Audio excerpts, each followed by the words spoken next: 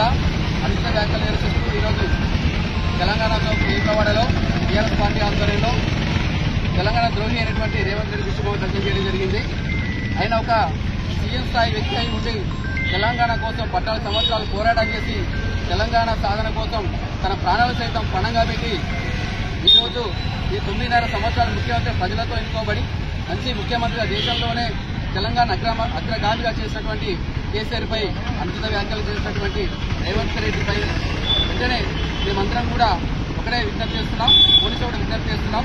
వారిపైన ఇష్టం లండా వాళ్ళు మాట్లాడుతుంది కాబట్టి తన స్థాయికి తగదు కాబట్టి వెంటనే అతనిపై చర్యలు తీసుకోవాలని తెలియజేస్తూ అలాగే ముందు కూడా ఇలాంటి వ్యాఖ్యలు చేస్తే ప్రతి పరిస్థితుల్లో తెలంగాణ సమావేశం కానీ తెలంగాణ మా టీఆర్ఎస్ కార్యకర్తలు కానీ ఎక్కడ కూడా వెనకడుగు వేరు.